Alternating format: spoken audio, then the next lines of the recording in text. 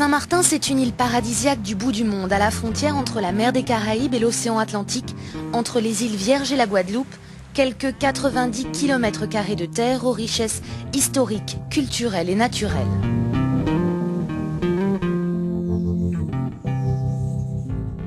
Cette réserve naturelle, elle a une grande particularité.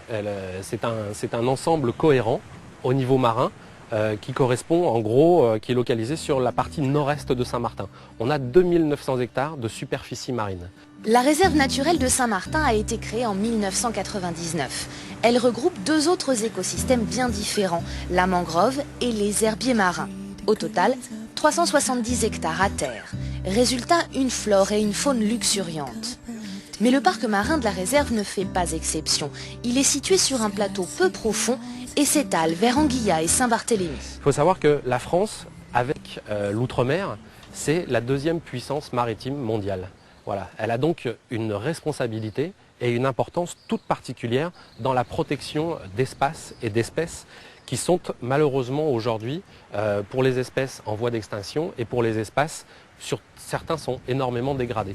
L'île est consciente qu'il faut qu'elle protège ses atouts naturels, mais elle ne délaisse pas pour autant son patrimoine historique.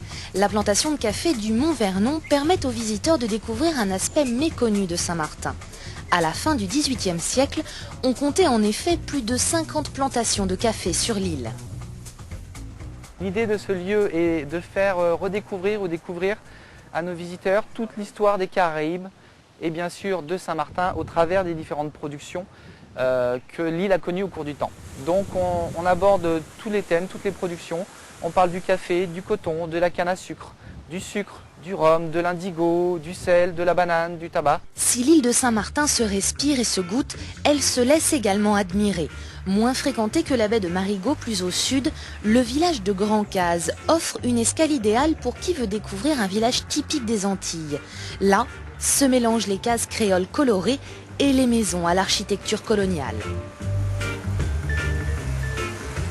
Voilà un des portraits de Saint-Martin, la française. Mais il y a aussi Sainte-Martine, la hollandaise, moins sauvage. Elle offre dans la moitié sud un tout autre visage. En 1648, l'île est partagée entre la France et les Pays-Bas. La frontière est bel et bien là, mais on la franchit sans s'en apercevoir. C'est deux pays en un. C'est deux destinations complètement différentes en une. Aussi bien le côté hollandais avec ses avantages, on va dire, sur les désirs américains, avec des gratte-ciel, avec un confort assez typique que recherchent les Américains. Mais surtout pour nous, c'est la qualité de service, la qualité environnementale que leur donne le côté Saint-Martin. De ce côté-là, nous avons 36 plages, nous avons des cultures qui s'embrassent, entremêlées, une quarantaine de nationalités différentes, 17 religions. Autrement dit, une tolérance qui nous permet de nous sentir, dès qu'on descend de l'avion, très à l'aise. La situation géographique de Saint-Martin et des vents soufflant régulièrement entre 15 et 20 nœuds offrent un terrain de jeu et une escale de choix aux plaisanciers. Dans le lagon de Simpson Bay, au pied de Fort-Louis, dans la baie de Marigot, voiliers et yachts choisissent de mouiller pour quelques heures ou quelques jours.